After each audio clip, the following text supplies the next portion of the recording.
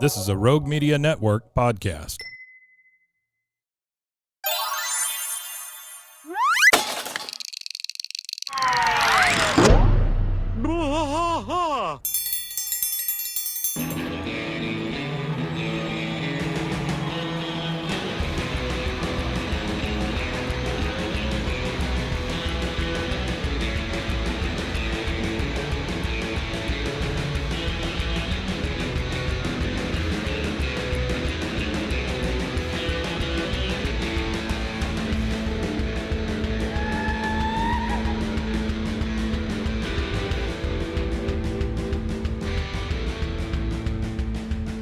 Watch us fight all through the night, deep in the heart of Texas. The trailer park is nice and dark, deep in the heart of Texas. That drinks his brew and he spits his chew, deep in the heart of Texas. The TV blares, but no one cares, deep in the heart of Texas. Here we go!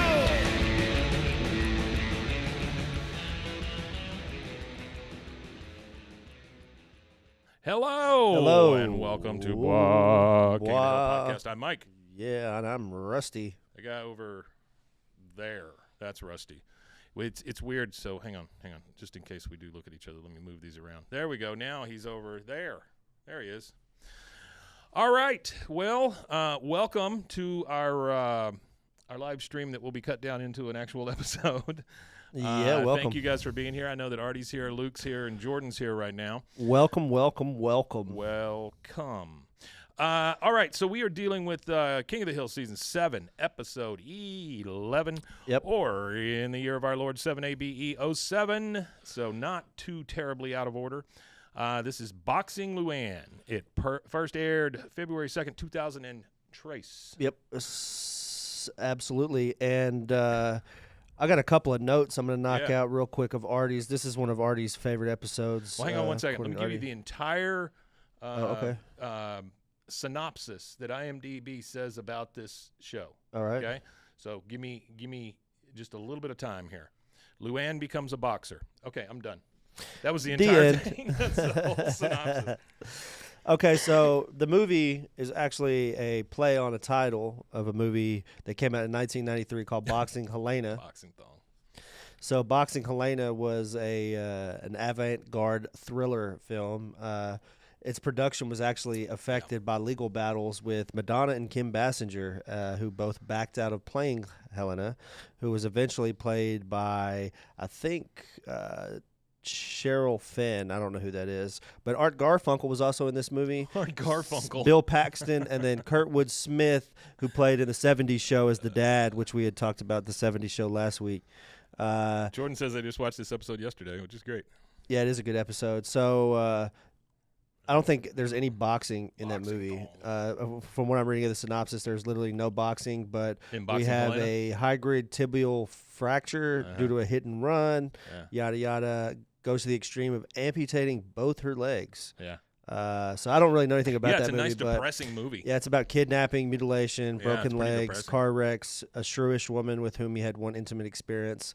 So, I'm not going to read that whole synopsis. It's not fun. That sounds like a crazy-ass movie. It's not fun. I think it came out move about on. the same time as Kiss Kiss Bang Bang. And okay. So it's that whole thing, huh? what was that other one where they were bound? It had Jennifer Tilly in it, where they were like tied up or whatever. And then Secretary, which is one of my favorite movies, with James Spader. I like James Who is a Spader. complete pervert in that movie, but the movie He's a good actor. is excellent. Yeah. You get a chance Also, to watch Secretary. Go in this movie, we get a good chunk of voices here. You get it is a boxing Buck's brother? It is a boxing film, huh? Who's Buck's brother? What's his Who brother's does name? the voice of Buck's brother in this? Is his brother Stu? Yeah. Johnny Hardwick. Oh, is it really? Yeah, Johnny Hardwick does Stu. Randy Strickland. Sorry, Randy's Randy. his brother named. Stu is the student Who's Randy? in the school. Randy Strickland is voiced by Bruce Dern. There we go. I knew it was Bruce Dern, but I could not think of his name. What reason. movies did he do? What Bruce was Dern. his He's been name? in a jillion movies. He was in that one and the other one. He was in The Hateful Eight. Yeah, he's been in a bunch of stuff. He was in a lot of in westerns. He was in a lot of a lot of like Western cop movies. thrillers and things like that. Laura Dern's Coming father. Home. Yeah, yeah. He got Coming Home was nominated a for. big one because that was about coming back from Vietnam. Yeah, he got nominated for Best Supporting Actor for Academy for that. He also got nominated for the movie Nebraska. Oh yeah, Nebraska. That's the Brad Pitt one. No, it's got Bruce Dern, Will Forte, Bob Odenkirk, Stacey Keach. There we go. It was released in black and white. It's actually a black and white movie. Yeah, but it's a comedy drama. That was when? 2013. Yeah. That's a comedy film. Oh, I was thinking of Arkansas. I think is what I was thinking. But he was in, like you said, he was in a lot of westerns during the New Hollywood era. So he was in The Trip, They Shoot Horses, Don't They? Yeah, he was in The Incredible True Two-Headed Grit. Transplant. Great Gatsby, but these are all 70s movies. Posse. He was in Chappaquiddick in 2017. Not the movie, just the place. Yeah, I don't know what Chappaquiddick. I don't know what that is. And then he was in Emperor, but yeah. Chappaquiddick is where Ted Kennedy dumped a girl in his car. Oh, okay. Yeah. All right. Yeah, I've never heard that that one. But if you are familiar with the HBO series Big Love, Yeah, he played that was a good Frank show. Harlow. That was his character, was Big Frank Love was a good show. Harlow. So, actually, his paternal grandfather, George Dern, was a Utah governor and also served as Secretary of War during the time of his Secretary birth of War. in 1936. Yikes. So, there you That's go. just breaking it right down to the bone there. His grandfather was also a vice president of the Carson, Peary, and Scott stores. His maternal grandfather. I don't know any of these people, but I thought I'd just add in a little information that doesn't matter. The directors of this are Michael Dante DiMartino and Clay Hall. Clay Hall. And then the writers, Mike JudgeGreg Daniels, of course, and Dean Young. Dean Young. All Yeah. right. And then the other notable voices that are in here is you have the title characters. They play their voice, obviously, because it's who they are. Frida Foreman, which is George Foreman's daughter. George Foreman and George Foreman 3, which is his son. And then Angela, who is a workout friend in this of Luanne. She's voiced by Carmen Electra. And then Little John is voiced by Phil Lamar. And then you have Greta and Bora. Greta is voiced by Phil Hendry. Because all he does is go, that's about it. Yeah, he's voiced by Phil Hendry. And then Bora is done by Pamela Adlon. So Artie says Ted Kennedy crashed his car and left his date behind to drown Mary Jo Kaepernick in Chappaquiddick. That's always been the story that haunted Ted Kennedy. And here in this opening scene, Not the before only person that could- I'll introduce the opening scene before we jump into the script. So here in the opening scene, Luanne is doing algebra. And she has decided At the that community college. Absolutely. And she has decided that X equals 2 and Y equals 7, but there's no actual math to prove that she has done math. So she's either a math savant or she is just writing numbers on a page. You're So right, there Luke. you That go. is a lot of voices in one episode.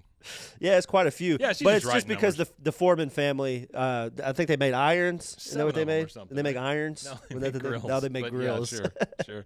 All right. All right, so we start off at Arlen Community College. Like Rusty said, Luanna's at the board working on some algebra, and the guys in the class are just sitting there staring at her butts.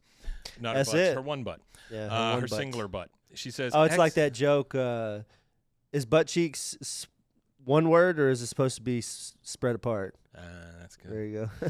X equals 2, and then a guy in the class, he's like, "Come on, reach up higher." I mean, just creeps. Yeah, you just know? creeps. She's like, "Y equals 7." Another one goes, "Your butt equals 10." She turns around, she goes, "Why don't you take a picture, Stu? It would last longer." And he pulls out a camera and says, "Okay, work it." And he starts like wanting to take pictures. I mean, the guy was ready. You got to give him that. Isn't that like nowadays you get kicked out of class? Oh yeah. Well, I'm sure so. even back then you would have got kicked out of class. Now we're in Tybo class. Tybo. Remember Tybo? Yeah, I got a quick Tybo fact for you. Tybo. So she's doing Tybo in the gym, which for those of you that don't know, there was a guy named Billy Blanks. Billy Blanks. He was a Taekwondo and karate Tybo practitioner. superstar. So he He made a bunch of created VHSs. he created a workout video, a fitness system, which was Billy Blanks is his name, and he called it Tybo because it was a blend of Taekwondo and boxing, and it was a big popular thing in the 90s. And if you stayed up real late watching TV and the TV stayed on at about 6 a.m., you would hear Billy Blanks screaming, "Tybo, You'd buy see this!" You'd see Billy Blanks, and you'd see Susan Powder. and Yeah, then Susan you'd see- Powder, You know, yeah. and then you see Miss Cleo right after that. Right after that, I don't know if y'all remember Miss Cleo, but she I would do. tell you I'd tell you a fortune. I Yeah. tell your fortune, call it now. All right, so we're in the Tybo class. Luanne is obviously mad because she's still thinking about the guys taking pictures of her butt. She says, X equals jerk, Y equals pig. And then she whips around, and the other girl goes, hey, you kicked me. She goes, oh, I'm sorry. I closed my eyes, and I was thinking of those stupid guys in my math class. Oh, and the guy in the parking lot, and that volunteer pool cleaner who always comes by when I'm swimming. The other girl says, tell me about it. I once fell for a free breast examination in a bar. Wow. Luanne says, it just makes me so, now we go over to the Hill House. Hank, Bobby, Luanne are all in the living room watching TV. And on the TV, you hear, there's nothing in the rule book that says a robot can't play at the Frat Olympics. And so you have to assume, because of what they say and what you just heard, that they're watching one of the Revenge of the Nerd movies, yeah. Bobby says, hey, why don't the nerds just move across town instead of living right next door to the jock fraternity? That way nobody will be constantly breaking their gadgets.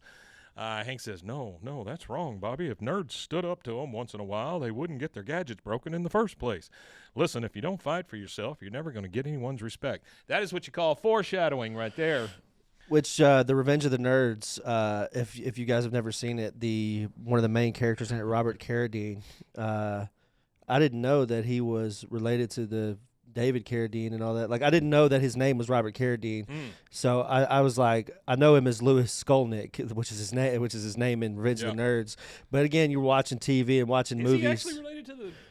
Yeah, he's. I want to say that he is David Carradine's. I want to say that's his dad. No, David Carradine was. David Carradine. Well, I was watching something that had John Carradine in it, and I was like, all right, well, is he related to the other Carradines? Well, it's Keith Carradine, David Carradine, Michael Bowen, and Martha Plimpton, and they're all related. Already says brother.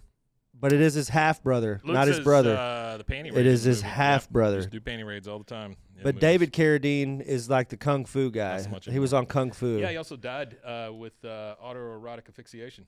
Yeah, he did. Big belt around his neck. Yeah, he did. While he was whacking it. All right, Bobby, Hank sets him right about the nerds. Luanne says, yeah, there's nothing worse than people not respecting you. Every time I get hooted at, I have to take an hour of Taibo. Hank says, Taibo, is that new Oriental way of moving your couch around? She says, nah, it's an exercise class where you punch and you kick till you can't think of anything no more. No, actually, you punch, kick, squat, rest, 2, 3, all to music and kick. And Bobby's like, oh, it's dancing. That sounds, and Hank is just immediate. Nope, just shuts that down. He shuts it right down. He was referring to Feng Shui. Black Ant didn't know if he was coming or going. That's exactly right. Hank was talking about Feng Shui there, the Oriental way. About Feng Shui, which Feng Shui is an ancient Chinese practice that involves arranging space, objects, and buildings to create balance and harmony. So if I take this and I move it to here, now I'm going to have fortune. And the Feng Shui means wind, water. All right, now we're at Strickland Propane.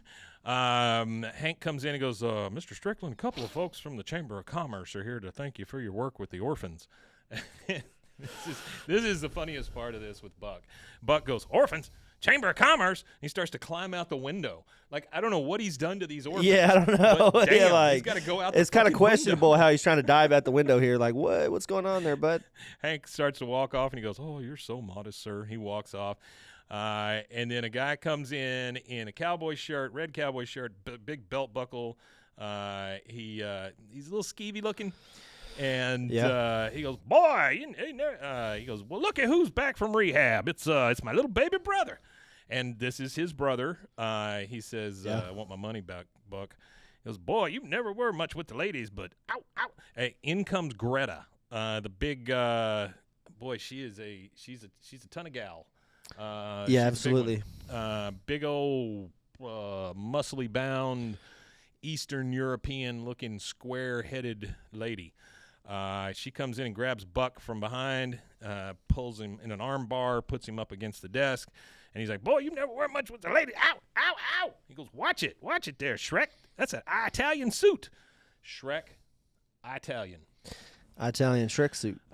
His brother says, Greta ain't my girlfriend. She's a lady boxer I manage, although we did get dirty one time. And Greta's like, ooh, she almost smiles. Then she twists Buck's arm a little more. And Buck's like, all right, I'll pay. Donna, put a hold on them payroll checks. He goes, you putting a squeeze on me really takes me back. Hey, I know a new girly club where we could go oogle some ladies, no cover charge. So the next thing you see, they're buddy again all of a sudden. And they are at Body Buddy Health Club watching the women work out. I can't think of much creepier. That's than rough. Yeah, that's not yeah. something I understand. You go into a spin class or whatever. You sit on one of the stationary bikes. You drink out of a flask while you watch girls work out. Yeah, that's down bad. That's pretty rough. That's pretty rough. That's what we call down bad in the industry. Yeah. He says, "Woo-wee, what a workout! I'm sweating like a lumberjack." Well, hey there, Luanne. Good workout. Yeah, it looked good from here. So Luanne comes up. She goes, "If you were looking at me, I'm gonna have to have both of your gym memberships revoked, and I would hate to do that because you both look terrible." He goes, "Oh, no. We're just the other guy says, "Scouting talent. Yeah, I'm a boxing promoter, and we're here just scouting talent. I'd love to see you in the ring." Scouting talent. Yeah, she really has just no that phrase is so creepy. Yeah, we're out here she really scouting has no talent. idea. And he goes, "Oh, boxing." She goes, "Huh. My mom is in prison because she fights so much. Do you think there's some way her genes could have been passed down to me?" Buck says, "Wait a minute, Randy. Luanne here might make a really good opponent for Greta. Yeah, we could put up posters all over town. Call it Beauty and the Beast." Luanne says, "Which one am I? Because if it's okay with you, I'd like to be the Beast." And she goes, "Arr." She goes, "Did I scare you?" No, you She's didn't. just so freaking innocent. She is. She just is so innocent. She don't know what's going on. All right, now we're at the Hill House. It's dinner time. We're at the kitchen table. Luanne comes in through the sliding glass door. Hank, Bobby, and Peggy are sitting there already. She comes in and goes, "Okay, guess who I ran into at the gym? Buck Strickland. He watched me do Taibo, and he thinks that I'd make a great boxer." Hank says, "Look, Luanne, I fought at the Y. Trust me, you are no boxer." Okay, I have a big question here. When the hell did Hank fight at the Y? Yeah, they never really talk about that. I think this would probably be the one and only mention. Let me make sure. Let me check Artie's notes here. He might have something on it. I No, don't that's ever that's remember literally him it. There saying is anything no about other. fighting, certainly not at the Y. You know. Yeah, there's really no other mention of it. Honestly, I've never heard of Hank boxing, but No boxing, Hank. But there is an episode, season 6, episode 1, where Bobby's doing the nut kicking thing. Yeah.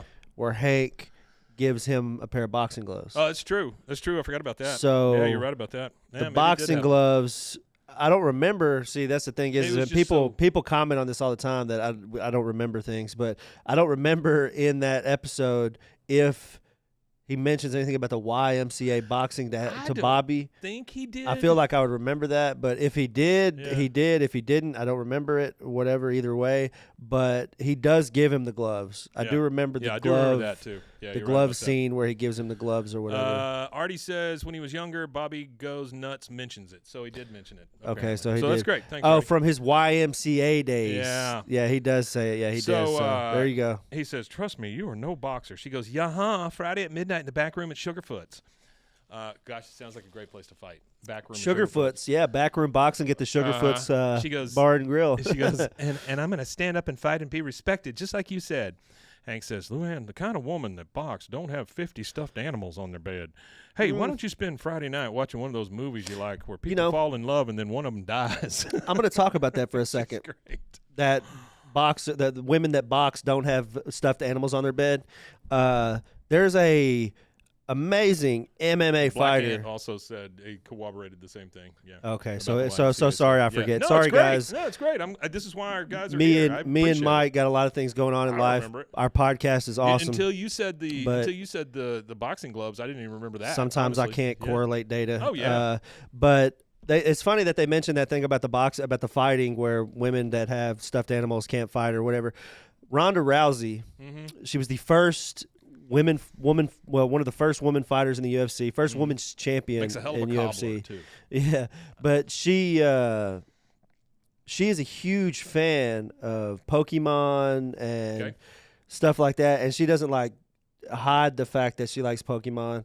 And that's what I'm saying. Like saying that just because somebody likes something doesn't mean that they're a good fighter or anything like that. I think that Ronda Rousey was one of the best talents the UFC ever had, and she was a Pokemon nerd. So yeah, I mean, I think it's just Hank.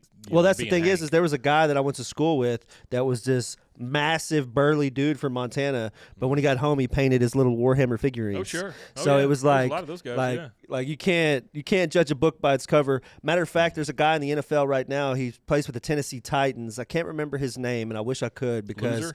he's huge in the video game community. Like and that's the cool thing about like this gap it bridges a gap between nerds and football. It makes nerds want to go watch football when they see that a football star has an Iron Man account on RuneScape maxed out, which that doesn't mean anything to you, obviously. But an Iron Man account is that you can't get killed, because if you get killed, your character's done. And to max your account out generally takes 12 years. Oh, wow. So he's never died, and he's maxed his account out on RuneScape, and it's like making nerds aware of football. They're like, oh, a football player plays the game I like, so that it makes them want to go kind of get interested in what the football player's doing. I don't know. That was I thought it was a cool tangent. There you go. No, it was great. Hank said, why don't you go watch one of those movies where everybody falls in love and then one of them dies, and then he leaves the room. Peggy says, the boxing Helena movie. Hey, blah blah blah. What's up? Peggy comes in and says, oh, Luanne, you have to understand, your uncle only wants what's best for you. That said, everything he just told you, complete jackassery. Jesus. Oh, here we go. We got some Instagram comments. I forgot that we have Instagram going here too. Cool. So St. Angeles, hey again. Awesome to see you again. Yes, you were a guest, and you sent us candles that were amazing, awesome candles. Yeah. Filled a room with great scents. And then you got Crunch the Numbers. I discovered your podcast a few months ago, currently in season 3. Would love to be a guest sometimes to go over things.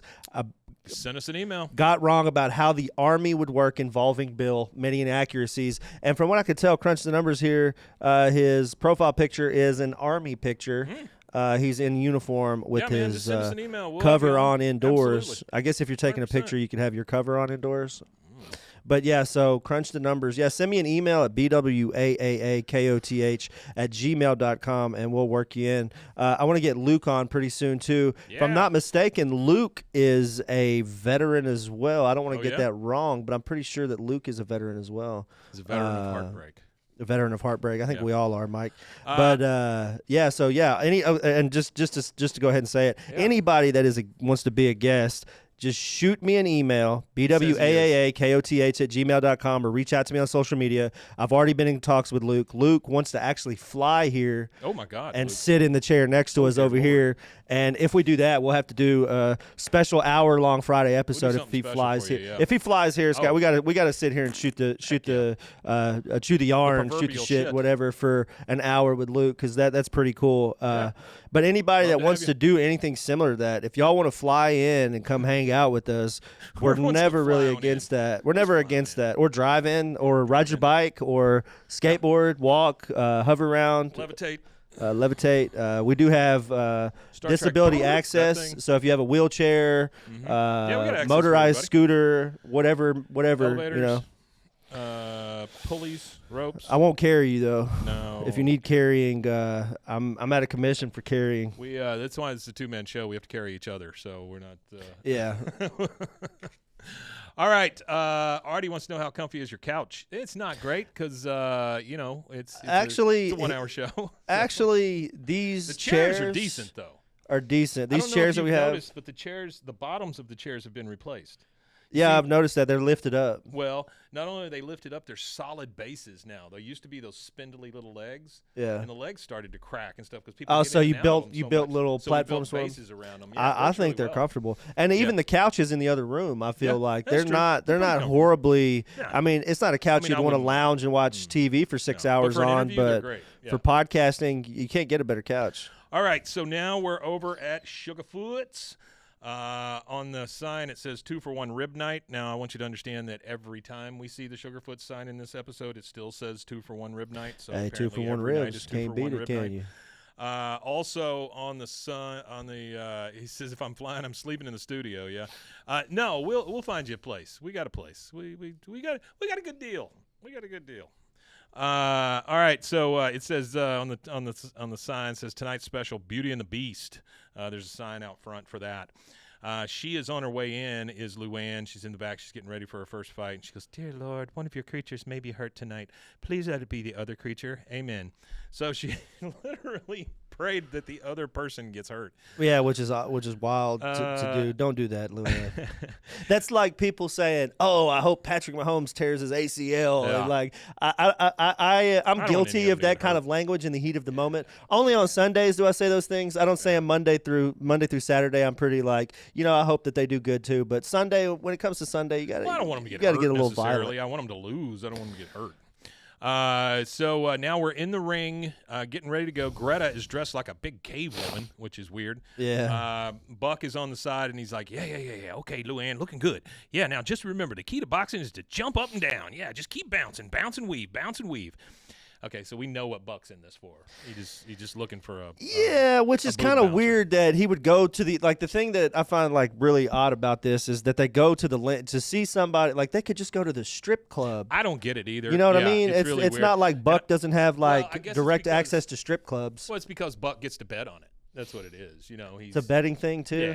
Yeah. But the links you could go bet on. You could. I know. You could bet I on know. anything. But he's a. You he's know a- that they have professional Hot pocket HVAC competitions. He is a. You could bet on anything. He's a lech. I mean, that's just what he does. You know. Have you ever heard of that? What? Professional HVAC competitions. No, I did not know there was So- professional HVAC. so now I used to you could work bet with on the anything. HVAC guys out of TSTC though, Yeah. and they would go to their little things that they had, but I didn't realize it was a professional thing. Yeah, well, they have all kinds of competitions. Like if you're, when I worked at Taco Bell in college, they would allow you to try out to be on a team to go and compete against other Taco Bells.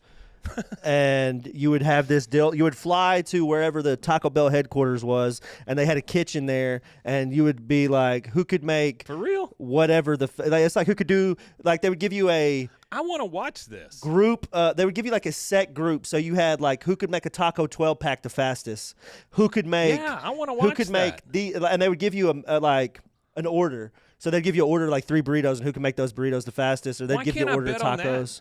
Oh man, I would have. wanna bet on I that. never went and competed at the competition, but I did the tryout thing. Yeah. And I beat everybody in our area, but I didn't want to fly out to Fastest go do it. tacos in I felt Waco. embarrassed that I was the fastest taco maker in town, so I was I'm Artie, good. Artie calls it the Restaurant Olympics. Then he also says Buck works the long con. He's hoping to bed the women he spends money on, which that's probably very true as And well. Sparky Buff here says it's probably one of his fetishes, Could which be you one of his probably fetishes. are right, because I feel like Bounce, to go bounce. to the lengths that he went to set this up, Oh, hell it yeah. has to be only somebody who has a fetish Well, would go through these lengths He to also set something up. starts this thing by talking to his brother about a bet or money that he owed him. And Yeah, so so I'm he's trying to make some assuming money. there's some betting action And then going I on think here. his fetish might be sexually based betting. So Oh, could maybe be. it's Very well could be. like it has to be something in that, and that's what he gets off on. I don't really know. I don't really know much He's a lech. about betting based fetishes. So you hear, okay, folks, you paid your monies. Here come the honeys, the Beauty and the Beast. Greta is over there in her corner, and the ring guy is over there with a cowbell. Dong, dong, dong, hits the cowbell. The ref, they start throwing punches at each other. Luanne kicks at her, and the ref says, whoa, watch the kicks or I'll disqualify you and you'll lose your free rib dinner. Then we go back to Hank's house. Bobby is in the kitchen on the landline with a big long cord like we all had when we were 4. And Hank comes into the kitchen. He goes, tell Joseph and Dale, if he's listening, good night and go to bed. Hank's in his underwear, so it's obviously late at night. Bobby's in his PJs. Bobby's listening on the phone. And he says, I got a live feed with the hostess at Sugarfoot. She's got Luann's fight on the speakerphone. She's got Luann's fight on the speakerphone, and Bobby's here you listening go. to it in Here his you go. kitchen. Luke said Bobby the bookie. He's right. doing that's like a bookie Maybe he activity. is it. And then Artie here said Bobby's he's the not a plug here. fetishist. He's a rich, dirty old man, which dirty old man is synonymous with fetishist. That's true. So there you go. There was actually, I know this is off topic, but No, there you're was fine. there was actually something that I was reading about a hotel. It's about Donald Trump, and it's about a hotel in Russia. He went and he rented out. This is something Are that you about leaked. to tell me the P tapes? Something that from the KGB or whatever released, where he went and specifically was in the bed that President Obama and Michelle Obama had stayed in the presidential suite, and he hired a bunch of prostitutes to pee all over each other. Yeah. Yeah, I don't think that. I'm Rich not old sure man, that rich actually dirty old happened, man, you but know, rich dirty old man. yeah. Hank comes in and he sees Bobby, and Bobby tells he's got him on the speakerphone. He goes, "Oh God, she went through with it." Then we go back over to the fight at Sugarfoot's. Hank runs in and he's like, "Luanne, no!" And then you see Luanne knock out Greta, which Greta's huge. There's no way that could ever happen. The ref goes over 1, 2, 3, 4. She's out. She goes, "Whoa! I did it! I won! And then Hank comes in and goes, "Oh, you tagged her good. What a left hook." She goes, "Oh, yeah, you didn't think I could do it, but I did." Then in comes Buck. "Great job, Luanne." And then his brother, "You want to fight some more for us? I got a contract right here." I mean, he's already got it. Pulls the papers out. He goes, "It's very fair." She goes, "Oh, my gosh, did you hear that, Uncle Hank? They want me to be a professional fighter. Ooh, I'm a professional fighter." And that is our first commercial break. We will take that, and we'll be right back. There it is. We'll be right back after these quick words from our sponsors. This is Rogue Media Network. It all began with a simple idea, cutting handles off old ski sticks to create better pull-up bars. This sparked the creation of the revolutionary Engels 90 handles. After testing over 70 prototypes with 300 athletes, our patented handles were launched in 2018. We continue to push the boundaries of strength training. Join us in making your training more natural and effective. Visit Engels90.com to learn more and revolutionize your workout. At Covers & All, we've revolutionized protective solutions with cutting-edge, customizable covers, tarps, and curtains. Using advanced tech fabrics that are 100% waterproof, UV tear, and abrasion resistant, we ensure lasting durability with hand-sewn double-stitch seams. Our commitment to quality, precision engineering, and customizable options is unmatched. With vertically integrated operations and express shipping, we deliver premier protection at affordable prices. Visit coversandall.com today for the perfect fit, guaranteed to last. At Open Goal USA, we're revolutionizing training for both soccer and lacrosse with our innovative portable rebounders. Perfect for players of all ages and skill levels, our rebounders improve accuracy, control, and technique in both sports. Built with premium materials for durability and ease of use, they're ideal for training anywhere, anytime. Whether you're perfecting your soccer game or sharpening your lacrosse skills, Open Goal USA has you covered. Visit OpenGoalUSA.com and elevate your training today. Chapellex is a full-category shapewear brand dedicated to providing women with exceptional comfort and support. We offer thoughtfully designed solutions that blend style with functionality, empowering women to feel confident and at ease every day. Chapellex is redefining what it means to have a perfect body. Our mission celebrates body positivity, embracing every shape and size, because true beauty lies in authenticity. Visit shapellx.com today and join a movement towards self-love, acceptance, and confidence. And now, back to our show. It works for everybody All else. right, and we are back. We're right back. We are in Hank's garage. All four of the guys are out there watching Luanne as she's they're not really watching. They're kind of staring out into the alley. But Luanne is in the garage working out, getting ready for another fight. We hear Bill say, women boxing, huh? She wears gloves. How do they scratch each other? Well, okay, Bill, that's a little short-sighted. Hank says, yeah, no. How did they scratch each other with gloves on? How do you do that? Hank says, "No, Bill, they punch pretty hard, and Luanne was really something. I tell you what, Dale fights more like a girl than she did last night." Here comes Dale. "So I bet a cashier. I'm a street fighter." I think that's the only line Dale has in the entire show. Yeah, probably. Luke's got a question for us here. He says, do we think Bill is getting off to any of this? Oh, yes. Sure. Absolutely. Sure he is. Bill has an enormous spank bank. Poor, dirty old man. Very, very large spank bank. He's a poor, dirty old man. Hank says, "Luanne, I always hope to give you I always hope to give my old boxing gloves from the Y to Bobby, but well, you know. Anyway, I'd be honored if you'd wear these in your necks." I love how it's just like, you know how Bobby is. Yeah, you know how that guy is. She says, "Oh, Uncle Hank, every time I punch someone in the face, I'll think of you," which is great. I love that the line. Uncle Hank. All right, now we're at Buck's house, and he is with his brother, and they are drinking. And Buck is like, "To Luanne, getting rich off of pretty ladies even better than sleeping with one." Well, neck and neck.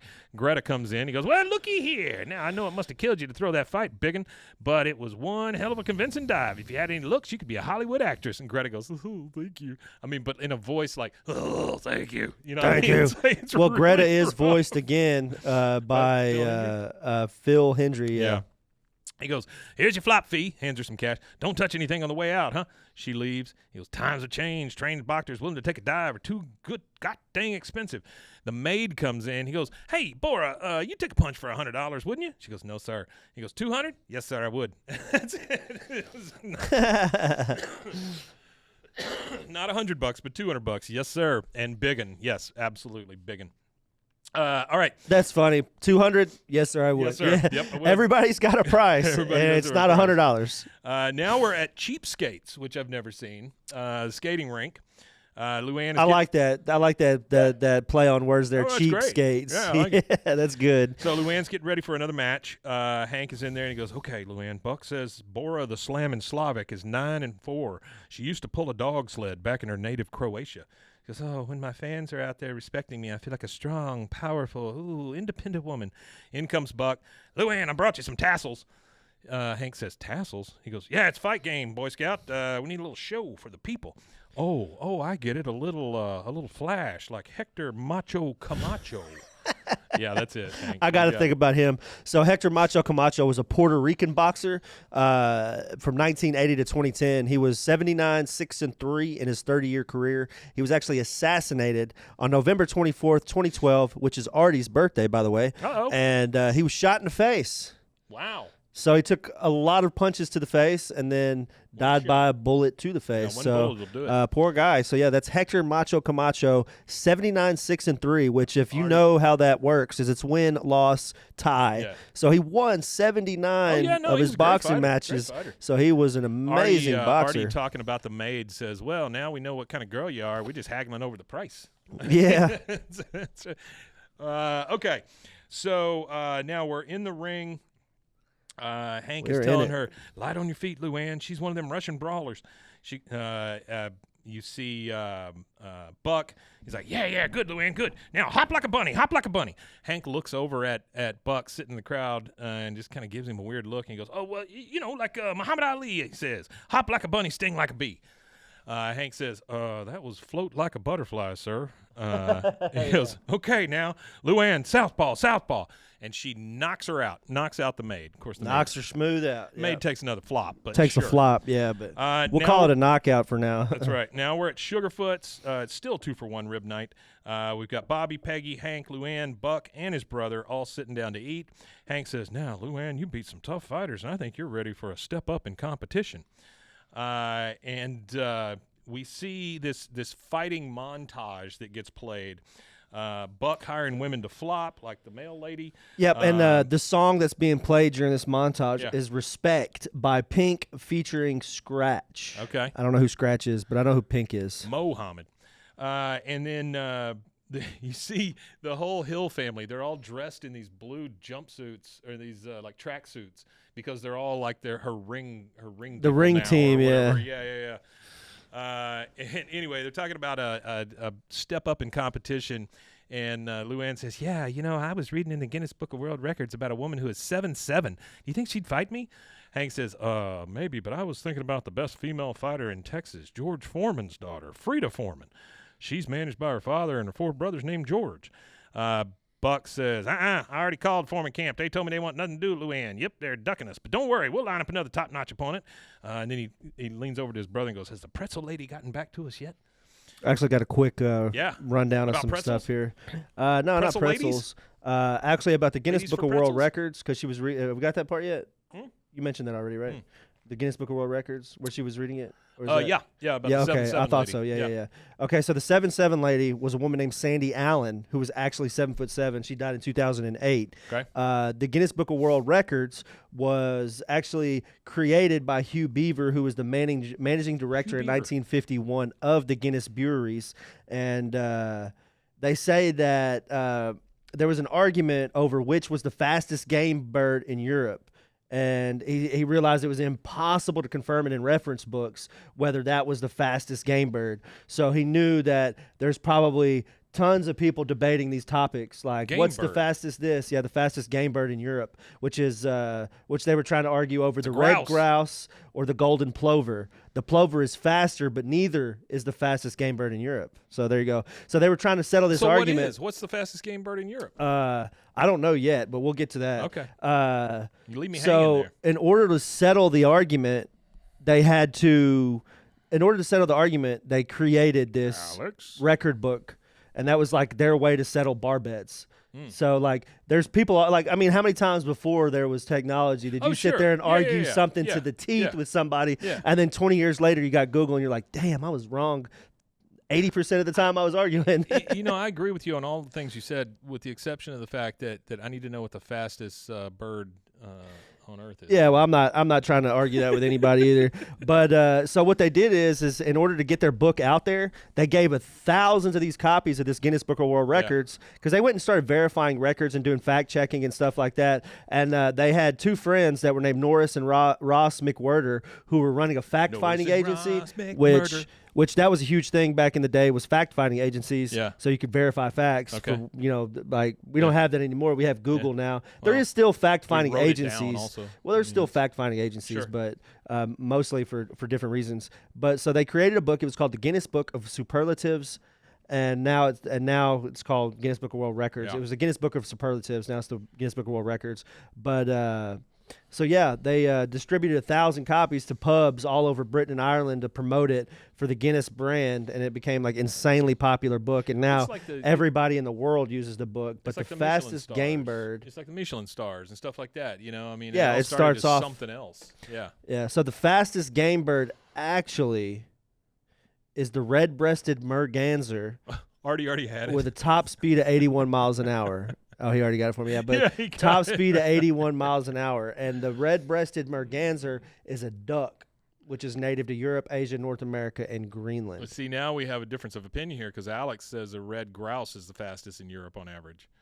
And then Artie says red-breasted on average it is, but the fastest ride out. See, that's the thing is he said on average. A record isn't about averages. It's about the fastest recorded. So the fastest recorded. I don't understand how we I don't know, here. But I got one more tangent, and then I'm done for a minute. All right, you're good, man. So you mentioned George Foreman has 5 sons named George. Yeah. Okay. So George Foreman, if anybody who doesn't know who George Foreman is, which everybody pretty much, I imagine most of our audience probably knows, maybe some don't. He's a former boxer. He's also was an ordained minister. Yep. And he's also an entrepreneur. Super nice guy. Sold irons. And sold grills. And he's an Olympic gold medalist. Yeah. So in 1994, he became the oldest heavyweight champion ever at 45. Yeah. But he has 5 sons. George Jr., George III, George IV, George V, and George VI, all which have their own nicknames. George Jr. is obviously Junior. George III is Monk. George IV is Big Wheel. George V is Red. And George VI is Little Joey. Why name all your sons George and then give them nicknames I will never understand? It's because you got hit in the head several times. That's what it is. And then the last one, and this is really the last one for a little while, Frida Georgeman was George Foreman's daughter. She was a pro boxer. She turned pro in 2000. I remember when she fought. She only fought 6 fights. Yeah. She had 5 wins, 1 loss. 3 of the 5 wins were knockouts, technical knockouts. Knocked them smooth out. They were from the Houston area too. They were. Yeah. Actually, and on a sad note, in 2019, she was found unresponsive at the age of 42, hanging in her Houston home closet. Gosh. No, I didn't know that.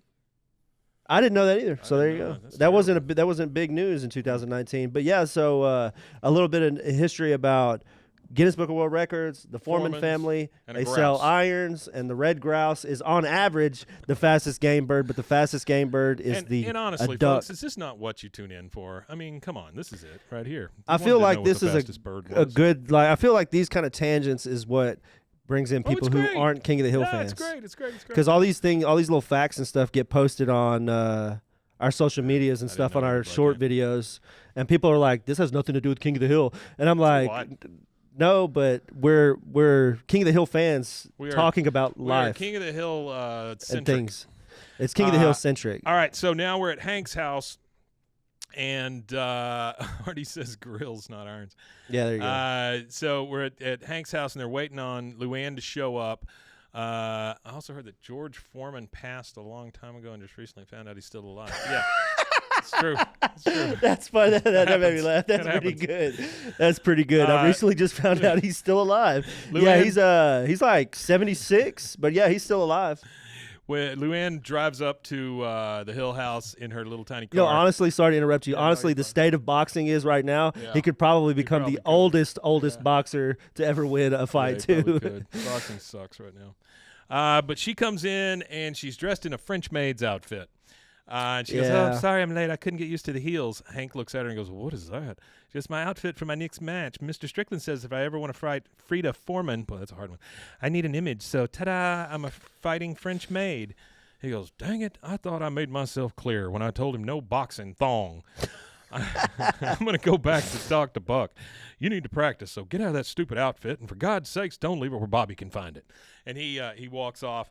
That's Peggy, awful. Peggy Boxing comes thong. up to her. Peggy comes up to her and goes, Luanne, if you want You know what that reminds me of, the boxing thong thing? I keep interrupting you, No, you're but it's when Mike Tyson fought Logan Paul, there was this weird part where Mike Tyson was in the locker room and the camera's like waist up and he's like hugging a guy and patting him on the back. And then Mike Tyson turns around and walks away from the camera and you could see just big ass Mike Tyson 50-year-old cheeks. Mike Tyson's big ass. Yep. She says, Luanne, if you want to be punched by Frida Foreman, then Peggy Hill is the one that can make that happen. Come on, let's go pick a fight.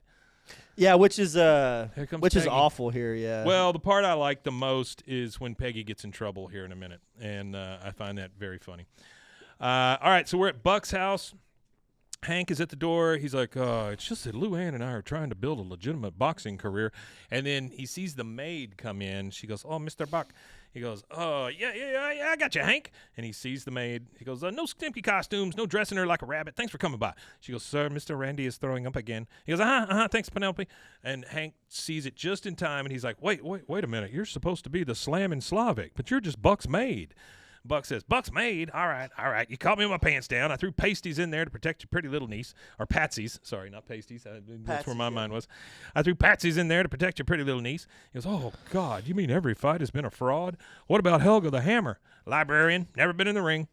Librarian, never been in the ring. That's awful. You know what this episode is really missing? Cotton. Yeah. I think this episode would have been a little bit funnier. I mean, it's already a good episode, but I think it would have been a little bit funnier had Cotton been at all these boxing matches. Hank hands the French feather duster to Buck, and he leaves.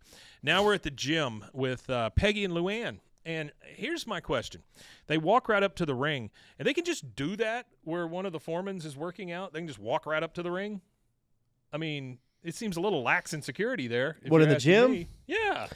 A lot of training gyms, like you could go to, you could go to some of these MMA training gyms and just walk straight into them. Working out. No, yeah, definitely. Well, you think there would be, but Mayweather's got a gym up in Dallas, Fort Worth, and you could walk right in. I mean, you can't like walk all the way in and get to the ring, I don't think, but you could walk into any of these gyms where these people train at. Yeah. Black Ant says, wouldn't be surprised if Cotton got banned at some point before this episode. That's probably very true. So they walk right up to the ring, and Peggy says, okay, Luanne, now you have to trash talk and embarrass her. It's the only way she'll accept a fight with you. You ready? She goes, Hey, Frida Foreman, everybody knows you're nothing but a fraidy cat. Frida kind of flips her head around. She goes, wow, you have pretty eyes. Frida Foreman says, who the heck are you? She goes, Luanne Platter, nice to meet you. She goes, yeah, whatever. And she goes back to kind of sparring, and then comes shitty Peggy. Hey, yeah, you big can of beans. You give Luanne here a match unless you're scared, huh? Are you scared? Yeah, you're not a champ. You're a chump. Chump, chump, chump, chumpity chump. And then Artie's favorite part, Frida whips her head around and goes, shut up, Grandma Hair. She goes, ooh, Frida. Frida. She goes, all right, you want to fight? You got to fight. And when I get done whipping up on her, I'm going to come looking for you. And then Peggy looks at her and goes, what'd I do? Like, what did I do? Do anything. She is an idiot. All right. So that is, we know that now she's going to fight Frida Foreman. Yep. Peggy is going to get her ass kicked, hopefully. And we're waiting to see how all that comes out. That is our second commercial break. We'll take that real quick, and we'll be right back. We'll be right back after these quick words from our sponsors. This is Rogue Media Network. The grinder mentality that Randy and Brent Habert built into 44 Pro runs deep within our team. Every member shares a passion for the craft, the game, and most importantly, the player. When you step onto the field with a 44 Pro custom glove, you'll feel the difference. It's not just a glove, it's a 44 Pro. Crafted with dedication, made for performance, and built to last. Get your custom glove today at 44pro.com and experience the 44 Pro difference. That's 44pro.com, 44 Pro.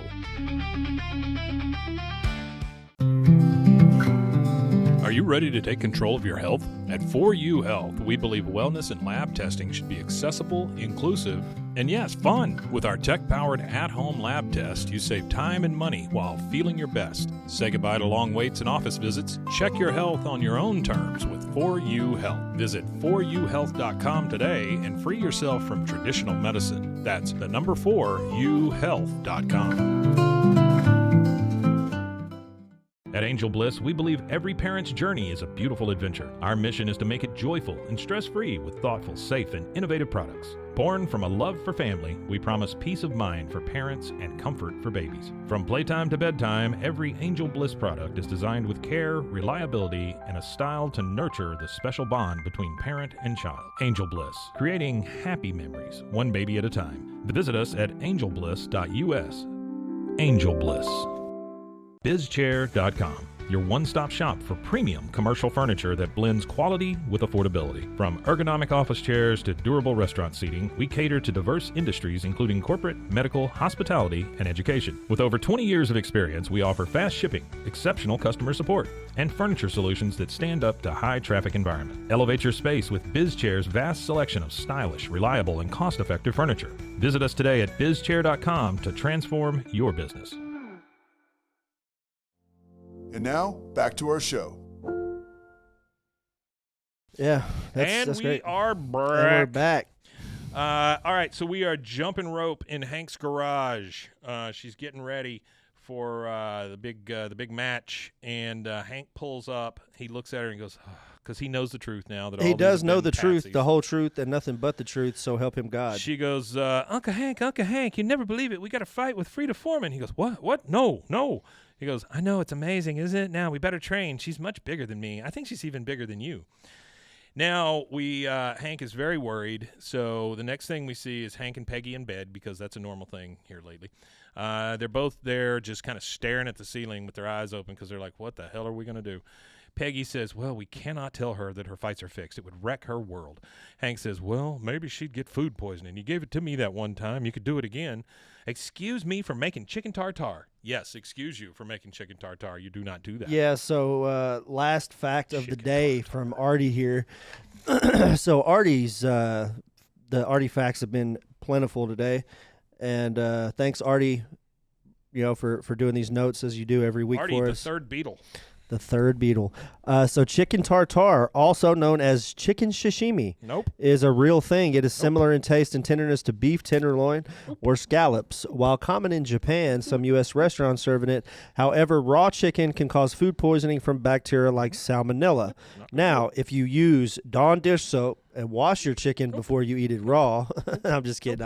I would never eat raw chicken. Not going to do that at all. Now Never. they have came out and said pork doesn't Pork can be eaten slightly pink, slightly but pink, it doesn't.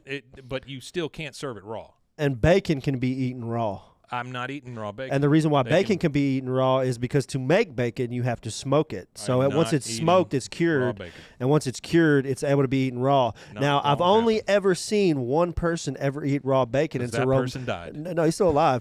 But it's a Romanian Says no thing. colon. Because that's what he said. He said, no, this is a Romanian thing. So if any Romanians are out there that can verify that y'all eat raw bacon, I'd appreciate it. Yeah, who's but out there eating raw he bacon? just, raise your it was hand. my uncle's restaurant, and it used to be ran by all of us kids at night on Saturdays sometimes. So, like, we're all teenagers. Yeah. And I was cooking with the Romanian guy who was a friend of one of my cousins. They all went to Axel together. And Axel has a big Romanian population out there. And they got a big Romanian Orthodox church and stuff like that. So there's a lot of Romanians out there. So we were in the restaurant. It's Lee's Drive-In. It's just a walk up to the window kind of thing. So it's not like a sit-down restaurant. I say restaurant.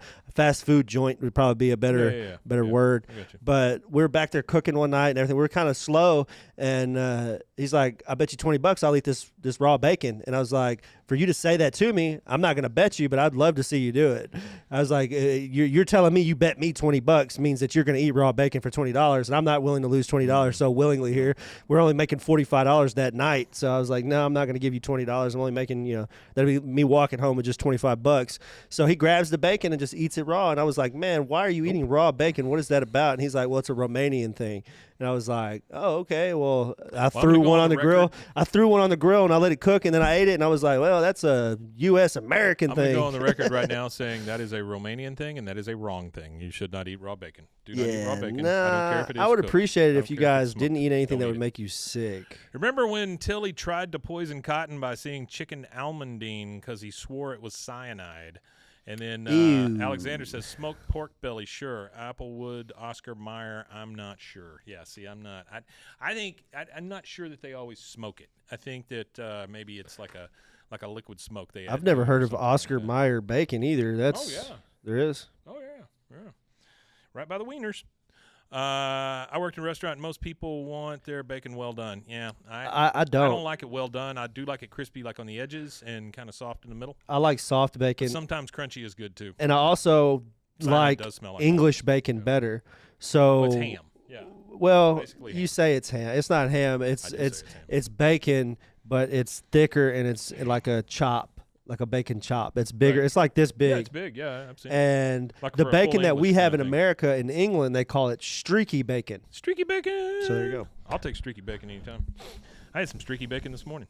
I did not. I actually haven't had breakfast. My All breakfast is in my for- pocket. All four guys are in the driveway with Luanne's training in the garage again. Bill says, I could marry Frida Foreman and refuse to let her fight. And then the one Boomhauer line. Man, I tell you what, talking about dang old champ of the world, 2-time wearing that old crown, man, but talking about that old grease, talking about 5 pounds since I got on and lost that thing, man. He goes, you're right. George Foreman's a minister and a family man. He'll listen to reason. Boomhauer does it again. Boomhauer didn't say does anything it close to that. again. No, he did He not. didn't say anything close to that. All right. So we are at a department store now, and there's a big sign up, and I don't know if y'all remember these, but there used to be, like, they would do demos and stuff of new products, and it was a lot of knives and things like that. But this has a sign up. It says, come see George Foreman's Lean Mean Grilling Machine. Next demo at 2 o'clock. They do that kind of stuff at like they're called trade fairs, but they do it at our county fair that we have here. Mm-hmm. They always have those trade rooms set up. The rooms they have like Well, you these used to big. have guys out on the midway that would do it also. They would, Yeah, would I don't be, think like, they do that selling much products and anymore like stuff. that. Yeah. But they do have the rooms now for sure where you Mm-hmm. could rent a space and whatever trade you're in and sell your wares. So I almost was a guy that did that, Yeah, but I don't. I turned that job down when they told me $12 an hour and commission, and I was like, $12 an hour and commission, maybe not. Maybe that wasn't the best So hourly wage. George Foreman is in there giving one of these demos for his George Foreman grill. And if you've never seen a George Foreman grill, yes, Cutco knives. I Yes, actually, that's absolutely right. There was a job I recently applied for, and it didn't say anything about Cutco knives. And I got a phone call from Never does. a Baylor student asking me, "Would you like to help us sell knives?" And I was like, "Is No, this thank Cutco?" And she goes, "Oh, you already know what this is." Yeah, I was like, "Yep." yeah. She said, "Okay, talk to you later." Cutco's tough, man. Woo! Blah blah blah. You're right. Crunchy bacon is best. on Anything, sandwiches. You're right about anything in a pyramid Oh, is yeah. kind of yeah. tough. that. Like Upside the down or regular. like the Mary Kay ladies. Like there's very few Mary Kay ladies driving pink Cadillacs. You know, blah blah if you blah. understand the Says, y'all call reference. French toast eggy bread. LOL.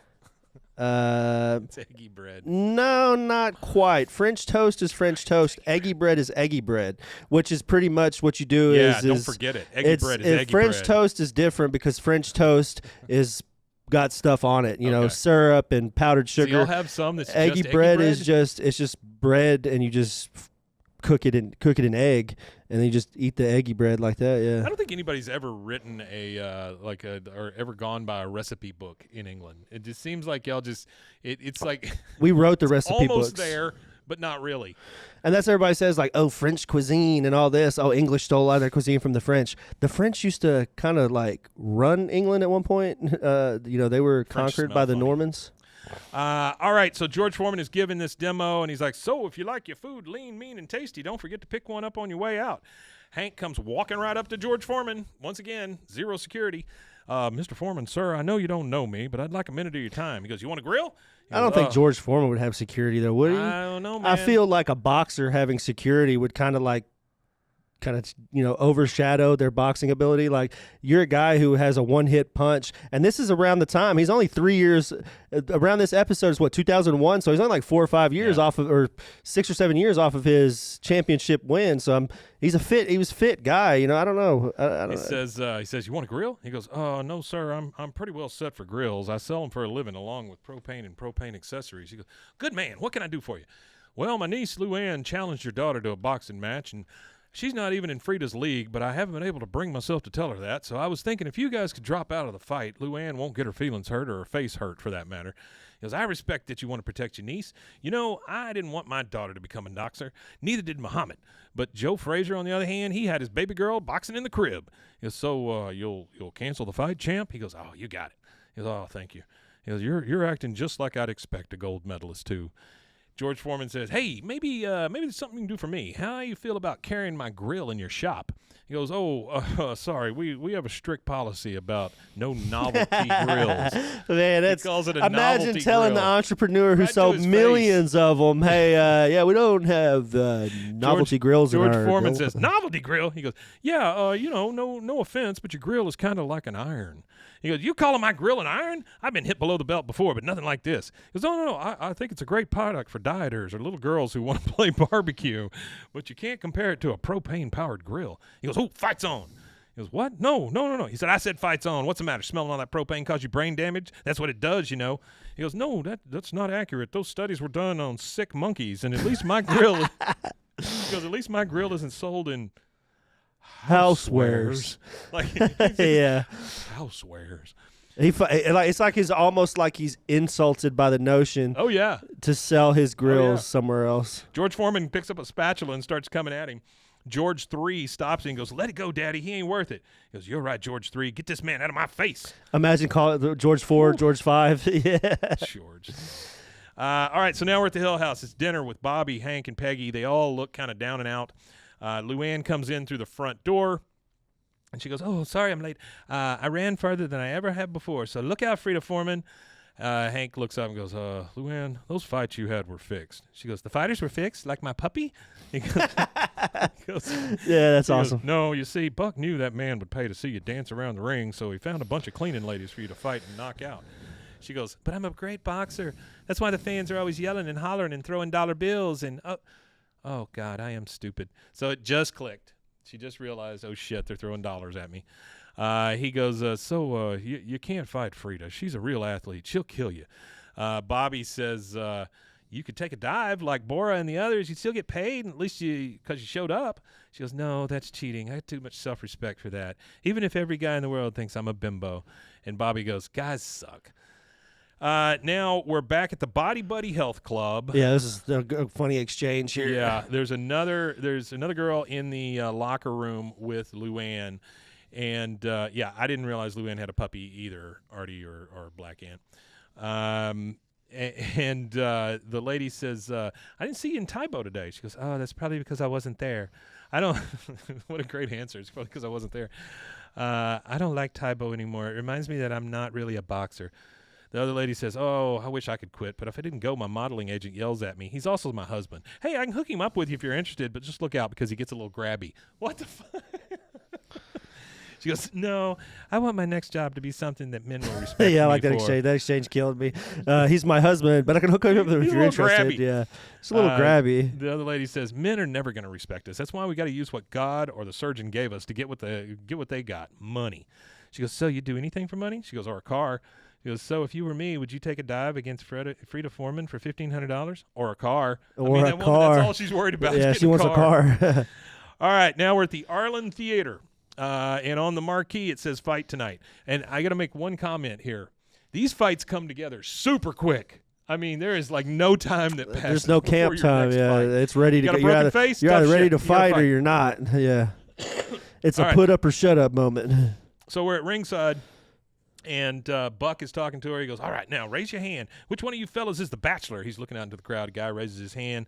And then he goes running up to Hank and Peggy and goes, hey, Luanne with you?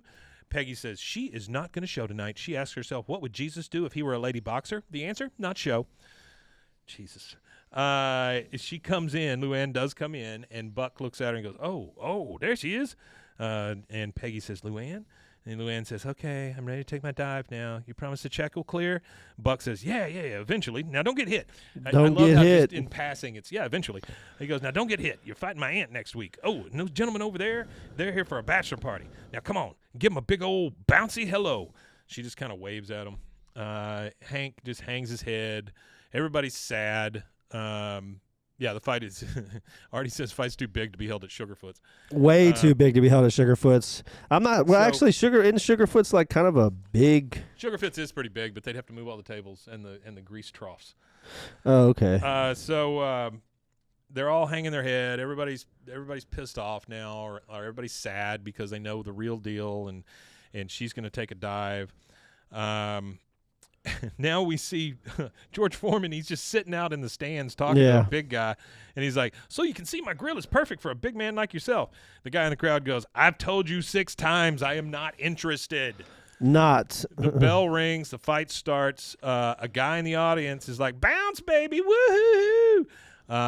Luanne gets knocked down. The ref comes up, and he's like, 1, 2. And then there's a guy on the side. He's like, hey, I got some singles. And he's throwing dollars at her. The ref goes 3, 4. And then Peggy, we see her, and she goes, oh, I cannot watch this. There's another guy throwing money. I mean, it's really skeevy what's going on. It is pretty here. awful, yeah. Another guy in the crowd, say my name, it's Bradley. And then another guy says, spank yourself. And then the ref goes, 8, 9. Luanne gets pissed. Luanne is ready to go. She gets up, finally. Yeah. Hank looks at her and goes, It's the what are you eye doing? of the tiger. It's the thrill of the He goes, fight. what are you doing? Stay down, stay down. Peggy's like, oh, my God, she's going to get killed. And then she gets punched. She starts bleeding a little bit. She sees that. Then you hear Buck say, oh, what the heck is she doing? We're taking her picture for the calendar this week. She keeps getting punched. She keeps fighting. She keeps going and going. George Foreman sees it out in the audience, and he's talking to another guy, and he goes, if I could take a punch like that, I may have been able to think of a name besides George for all my sons. He goes, That's kind of funny. Yeah, that's, he goes, that's good. that gal's all skull and no brain. She's like Joe Frazier with lipstick. She gets a punch in on Frida. So she lands a good punch on Frida. And Hank says, way to go, Luanne, southpaw. Peggy's out there, woohoo, Luanne, oh yeah, that's the platter in her. She's still fighting. And then the guys in the crowd, they start to turn. Like, they're no longer worried about bouncing and boobs. They're like, Ain't worried about none of it. one of them says, man, she's tough. Stick and move. Use your left. Don't give up, Luanne. You can do it. And so she turned the entire crowd around. Now, we understand she did not win, right? She didn't beat Frida Foreman. She did not win, but anybody that could stand up she in a held her ring own. with a professional boxer and hold their own. It was kind of like Yeah, I like the Joe.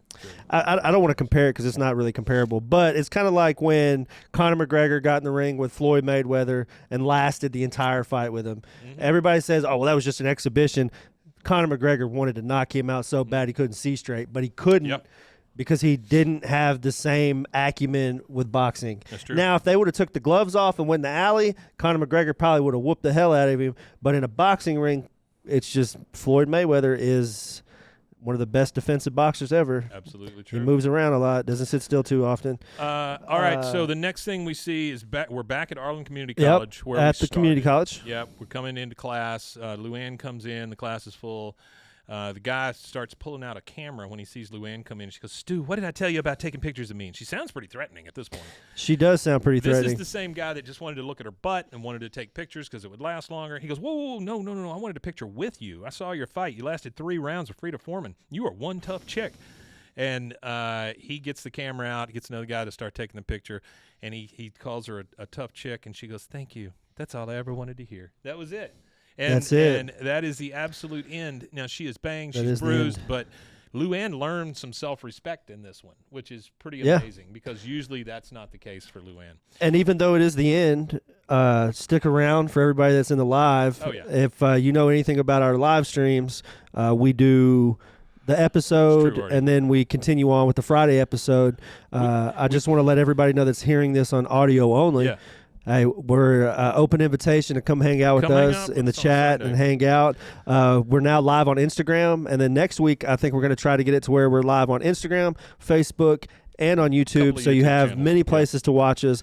I do really encourage you to go to Hang on 1 YouTube second. though. We get the credits, and then right after the credits, we hear George Foreman say, "Novelty Grill, fights on." Oh, there we go. Novelty Grill. There we go. So I do encourage everybody to go to the YouTube though, because that's where we try to drive traffic to. But if you want to watch us on Instagram or Facebook, that's cool too.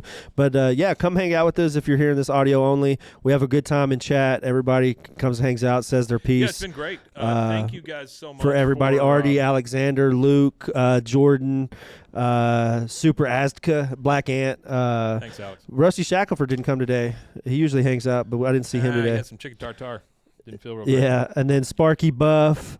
Yeah, so we thank everybody that comes and hangs out. Luke, everybody that. Guys, we love you. You're a great audience, and we thank you so much for being here. And we're not done, so stick around for the next half of the show. There's one thing left to say. Weema Tanya. Weema Tanya, indeed.